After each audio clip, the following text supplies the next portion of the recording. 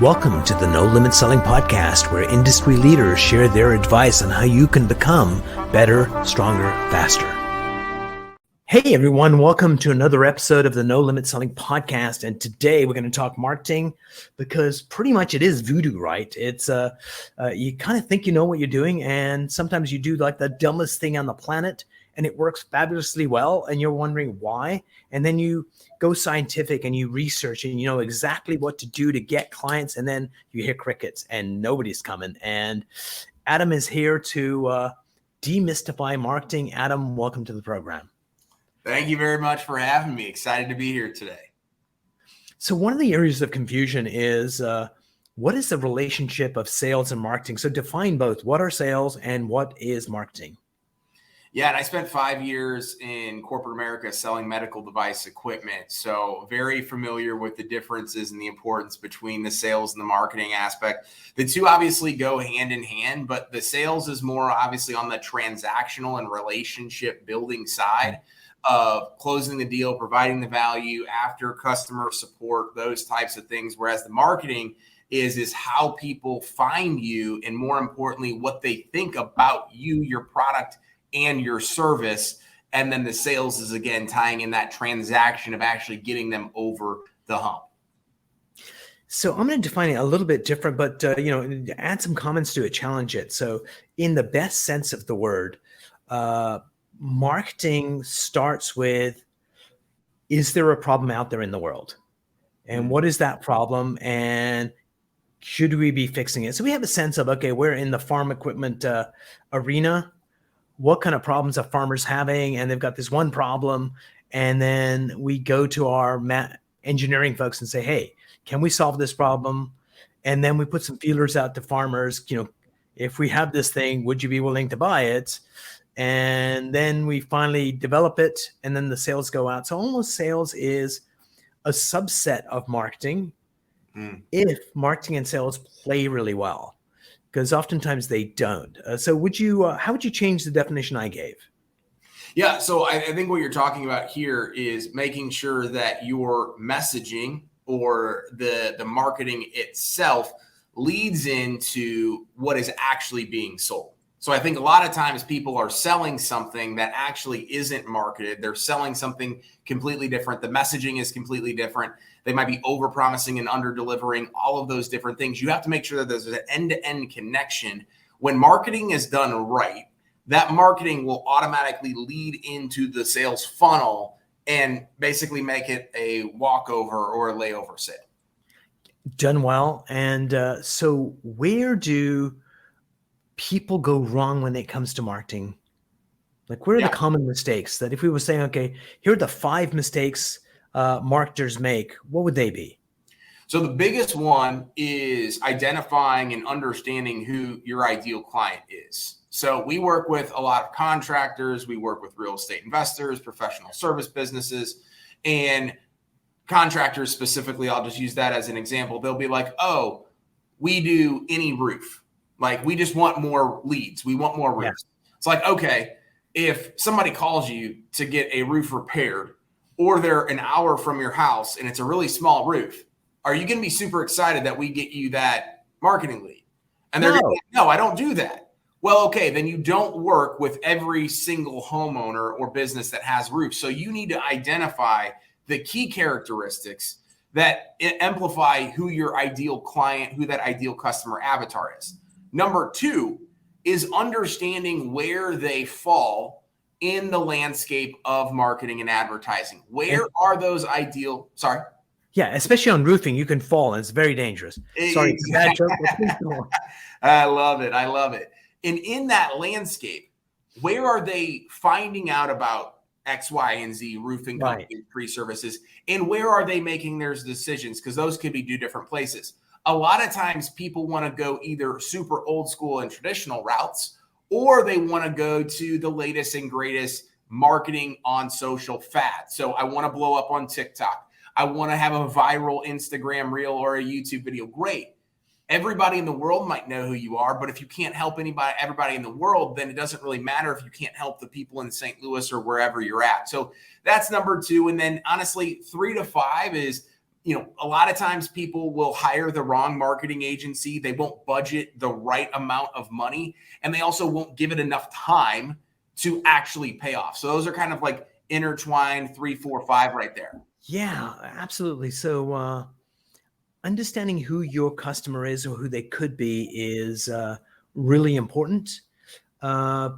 So why don't we take a look at, like, our market is realtors. Our solution is if you were fearless, you'd be doing more transactions, you'd make more money, and your kids would go to a better school. But there's like, let's say 300,000 realtors in the US. So not every realtor is my market. In my market, we can do online stuff. So they potentially could, but they're still not. So what questions would you ask me if you were using this as a demo to really get me to identify what group of realtors would be the target? Like, walk me through building an avatar. We already have one. Then we'll compare notes, kind of what you come up with, and make this a teaching exercise. Yeah, absolutely. So what is the volume that they're doing every single year? So like, what's the average volume they're doing? What is the population of the city in which they're doing physical business? And those are the first 2 questions I'm asking. So let's say they're doing 30 transactions a year. So it's better than most realtors. Most realtors are doing like sub 3. Yeah. And generally, major metropolitan areas would be best. So New York, San Francisco, Chicago, the big cities, Toronto, would be easier for us to get to if we need to physically get there. Yeah.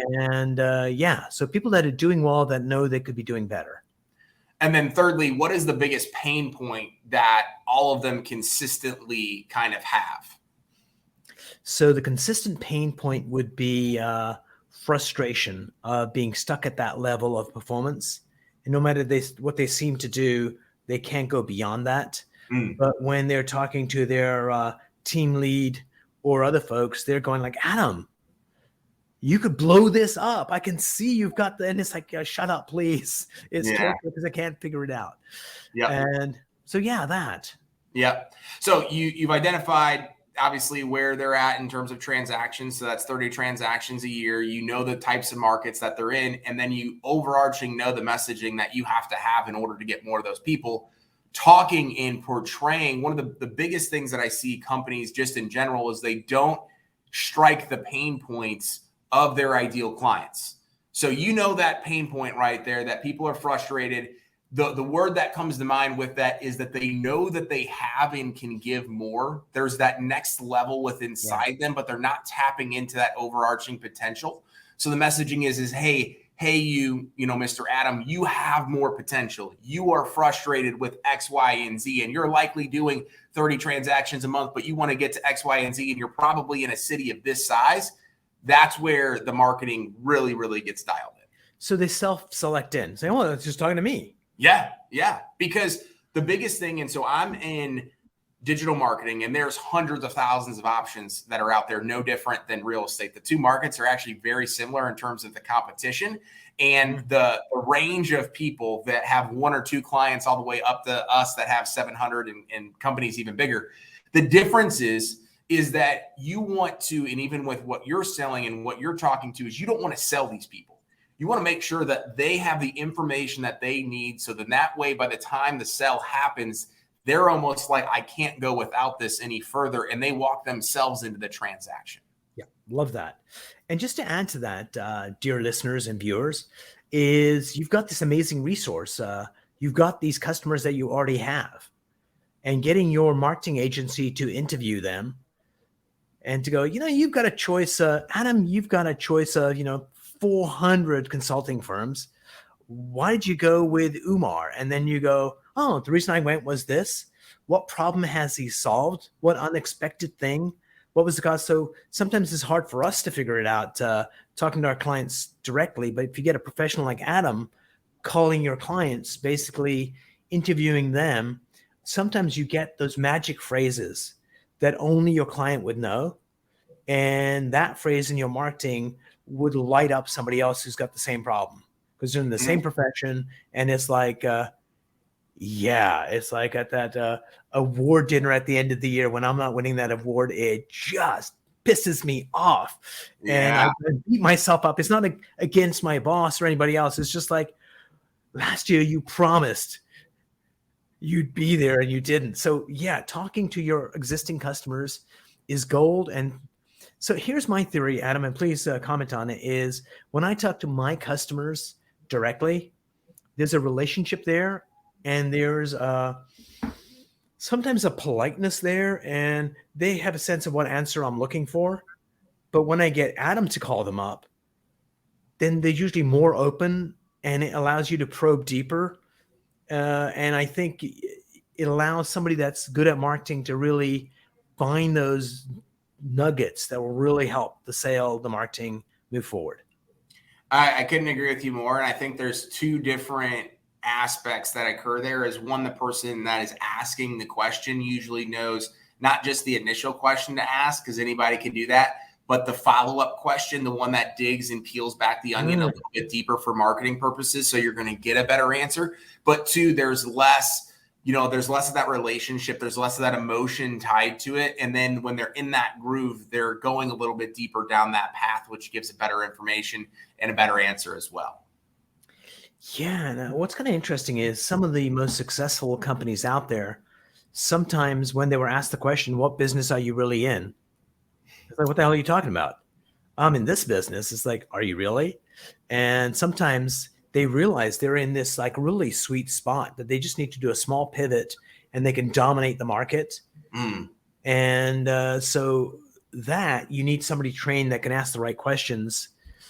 So good example, there's a cleaning company and they clean offices, and pretty much to clean offices, all you need is to be unemployed and to have a mop, and you're in business.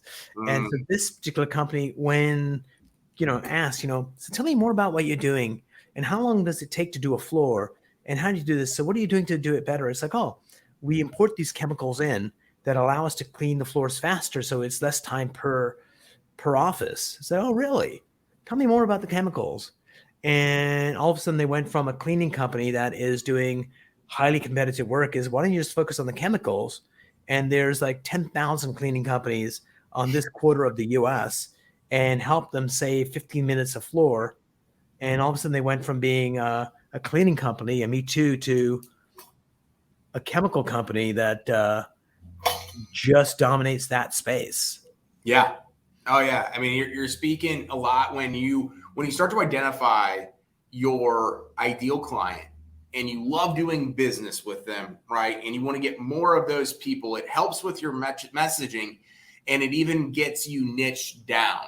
So everybody says the riches are in the niches, and that is absolutely true. Even though we're a digital marketing company, we work with contractors and home service businesses and professional service companies that happen to be doing X number of revenue, that have X number of employees. And that's who we're marketing to. Even though we could work with anybody that's out there in the world, the smaller you resonate with that market and quantify that, the more you're going to be able to go just down that path and become the authority. So, Adam, I hear exactly what you're saying, and I agree with you 100%, but it's so freaking difficult to do. Yeah. Because I'm sitting here going, realtors are our market. This is our niche. We're freaking fantastic at it, but we just got a call from an insurance company. and that's going to be a paycheck, and we're going to go there. And then I find it's really hard to stay true. And if you stay focused on that niche and become the dominant player and you get referrals, this is how you really blow up the company. But it takes effort and tenacity and willpower to stay true to that. And that's why you need a marketing agency next to you saying, I own the prize. I own the prize. Don't get distracted. Yeah. No, absolutely. It's tough to walk away from a situation, especially when you know that you can help those people, but that it doesn't align with who you are best utilized to serve. And what you don't realize by saying yes to that opportunity you're saying no to other opportunities or getting further down that niche down path quicker, more efficiently, and more effectively by taking that other opportunity. So that's where it gets really tough too, because you're not doing anything wrong. You're doing exactly what you should be doing. It's just not to the right audience. And the repercussions of that is this. It's like, hey, if you're a realtor doing about 30, 40 transactions a year and you know you're capable of doing 100 and you can't figure out why, we're going to show you where you're stuck in the next 5 minutes. Click on the link. Let's have a conversation. That's my website message. It hits. But if I start doing insurance and others, if you're a salesperson, realtor, or this, and you're experiencing these things and those things and that thing, then all of a sudden it's a diluted messaging and everybody gets confused. And go in the niches. So Adam, I'm going to put you on the spot here. So if you need to take a shot of whiskey, now's the time to do it. So marketing is an imprecise science. Yes. It's all about testing. And so tell me a story, where you are right now or before, where you misread the market and you started executing a marketing plan. And then how did you catch yourself and what pivot did you do to kind of go in the right path? Because that would be really useful for people to know that A, that happens and that's normal. And B, how do you recognize it and how do you fix it? Yeah, and that's a great question. And I think what you just said, people need to go back and listen to that. It is not a correct science. There's no, one way to do all of this stuff. When I got into digital marketing back in 2018, I was doing it on the side while I was in medical device sales. So I was selling CPAP equipment. I built 200 websites and ranked them on Google before I ever sold anybody anything. And that set me up for the path on success of being able to do this at scale at the company that I'm at right now at Hite, because I spent a lot of my time, energy, and money throwing a bunch of crap against the wall, seeing what works specifically with Google's algorithms and those other platforms. So I invested a lot of my own money to see what worked and what didn't. So then that way, when I started charging people for it, I was able to get more out of their budget quicker, more efficiently, and do all of those things.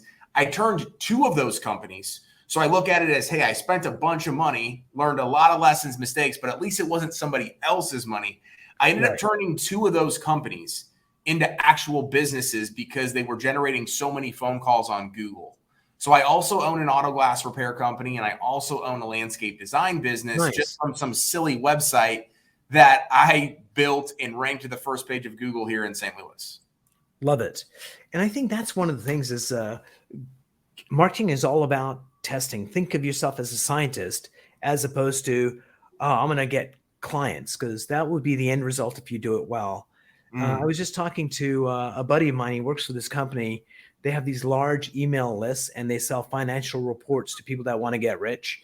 And he was just kind of bleary-eyed when I spoke to him last week. Hey, dude, what's going on? He said, yeah, we were just talking about how to increase the conversion 0.02% by changing the color of the font or the background. And we're really nitpicking it right now because of the size of their list. That 0.02% is like $100,000 in revenue coming in. Yeah. So, but they're still testing. They're testing. There's a company called Fred Pryor. They do courses throughout the U.S. And since they do so much marketing material, they'll send a blue brochure to this zip code and a green one to another zip code in the same state, same city, and go, oh, the blue one is getting a 5% better conversion rate. So now let's go test the font on the blue one. We're going to go blue everywhere else. And they've been doing this for the last 40 years, and they're still testing, because it's a never-ending process, but it pays at the end. Yeah, absolutely. All right, so let's go to the next topic, which is in larger companies, it's like, if those freaking people at marketing gave me some decent leads, I'd be able to close them. And marketing is like those lazy, good-for-nothing salespeople. They take these leads and instead of converting them, they're salespeople. Well, God damn it, they're just basically squandering them. So there's this battle between marketing and sales. So how do we, it's easier to bring peace to the Middle East than to bring for those two. But if you and I were doing it, what are some of the things we would do to get marketing and sales to realize that they are conjoined twins, and they need to, if they work well together, they can get along and do spectacular things? I think it's two main things. Is one is automation. A lot of times between marketing and sales is there's a lot of back and forth because things aren't automated and you're not looking at the data.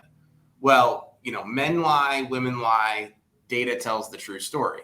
So you need to be focused on the automation and the data. So then that way, when the sales department and the marketing department are like, the leads suck, well, then the sales department is, over there saying like, hey, these leads suck. But the marketing department's like, but yeah, you only called that lead once. Why aren't they on an automated system? Why isn't there follow-up? All those different types of things. And then two is having a joint ownership of the end result.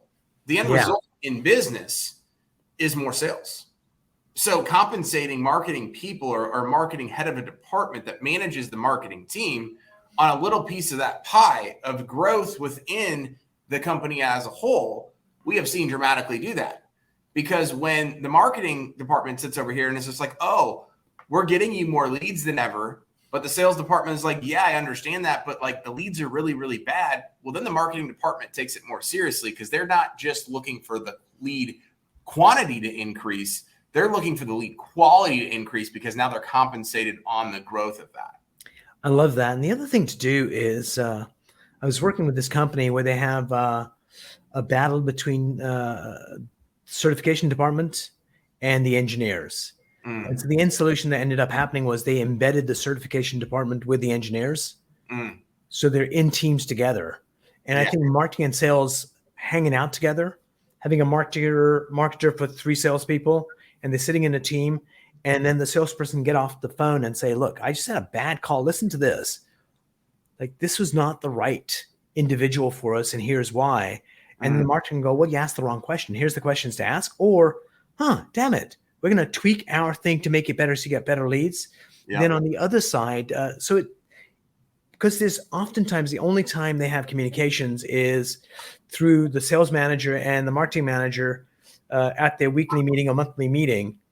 And then by the time it gets down to the people on the ground, it's a muddled message. And oftentimes it's like, this is what they said, but don't listen to them. We're doing okay. And I think embedding them together really gets people to work well, understanding what people do. Because oftentimes when I consult with companies, there's 2 basic problems almost always. One is communications, and the other one is roles and responsibilities. Oh, I had no idea marketing did this. Like, I just know the title, but when you actually go down and say, okay, so I'll give you an example. I was working with a catering company, and it was a 2-day retreat. And then I asked the VP of sales, so what happens when a lead comes in? He goes, oh, well, one of the sales staffs responds back to the lead and sets up a call. So, and then what happens on the call? On the call, they figure out kind of what the event is, what they want to do. Then what happens? Then I reach out to the kitchen staff, and it was a 60-step process to go from first call to getting referrals from a happy bride and groom or whatever from that event. And when the people in the kitchen heard that, like the chef, it was like, holy shit, I thought salespeople were just like playing golf, goofing off, not doing anything. Yeah. And when they go on the kitchen side, like what really has to happen? And it all of a sudden goes, and I think that's what sales and marketing really need to do, is to figure out what each of them are doing. And without that other side giving feedback into what's working well and what isn't, the other side can't improve. And so I think having them together would be beneficial to all. Yeah. Oh, yeah. I mean, the more cohesiveness, the more synchronization. I mean, I think it goes back to just selling on like what the actual vision is of the company and making sure all your departments understand the importance of that and they're all rowing in the same direction. Otherwise, they're going to be butting heads. So one of the key things to do is to have, I'm going to say intimate relationships. Like if you can have an intimate relationship with your customer, what that means to me is that you get seen as a trusted advisor. Yes. You've got a problem going on, then I'm picking up the phone and going, hey, Adam, This is going on over here, and it might be marketing related, or it could be tangential, but you hear about it. Or all of a sudden, our customers are not buying this product and don't know what the problem is. And then you go, hey, why don't we do a survey of customers to figure out what's really going on behind the politeness? So how would you recommend people set up these trusted relationships with their clients? So they go from total strangers to I trust you a little bit to I want to buy from you to thanks for doing that, see you later. But go beyond that to let's go on this journey together for the next 10 years. I think it starts with communication and an open feedback loop. Like nobody is perfect. No business is ever perfect. No customer experience. Hold on. Let me, my wife's in the background. Did you hear that, honey? Nobody's perfect. No customer experience is perfect and all those things. So when you try to avoid tough conversations, when you try to make it seem like everything is perfect in your business and the customer is the one that's crazy, of course, there's going to be times where the customer is crazy and there's nothing you can do. You just have to be understanding of that and ask for it. Almost seek out feedback, both positive and negative, because that's the only way you're going to get better is when you hear and actually listen to your clients that are already paying you. It's a lot harder to get more clients than it is to keep and retain a client and then turn that client into a referral partner and somebody that is raving about your business. Absolutely. Those are two completely different things. And I think what expectations are such an integral part of relationships that as you start this relationship up with a client, it's like, hey, we're going to be doing a quarterly review with you about what's going on, what's happening, what are the latest things in marketing, what's happening in your industry, and just setting those expectations up front. Number one, it adds value to the relationship. Number two, if you can tell a story. Yeah. We're already doing this with ABC Company, and let me tell you how this has changed their business. Yeah.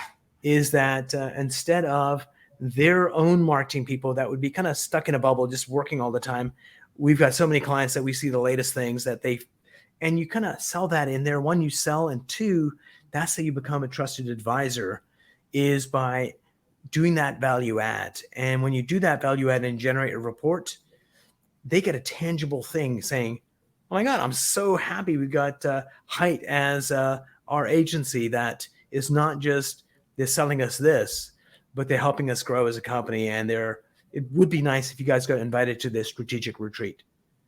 During a retreat, Adam, when you come down, and we could use your wisdom when we're planning, 2024. Yes. Yeah. All right, Adam, this is the last question for you. You need to get into the mind of the customers and really figure out what's happening there. What are 3 ways you recommend people can get into the head of their ideal client? So I think one is understanding like what they're looking for out of the relationship. So like, what does good look like? What are your expectations of this? And then everything else is backtracked from there. So most people don't set KPIs or like a baseline in a relationship or even understand the foundation. And then that's number one. Number two is just literally asking how the progress is going and backtracking that off of what the initial expectations and guidelines were for starting the particular project. And then finishing everything up is asking, what can we do to improve? Because they're going to give you insightful information to say, hey, you should be improving on X, Y, and Z. And maybe some of the stuff is just impossible or not actually valid. But a lot of times you're going to get your best information and your best things to be able to pull from for the future of your future clients, as well as improving it for the clients that are already doing business with you. Love it. Adam, we're going to put down all your contact information in the show notes. But in case someone's like sweating on a treadmill when they're listening to this, why don't you tell us how people can get a hold of you? Yeah, absolutely. So you can go to AdamMcChesney.com. That'll be the place where you can see all my different social links, different business ventures, and things like that. And then you can also find me on Instagram easily compared to all the other platforms, and that's Adam L. McChesney. Brilliant. Adam, Let me close out the show, then we'll talk afterwards. Thanks so much for being on the show. It had actionable advice that people can implement right now, including calling you. So thank you very much for that. Thank you for having me.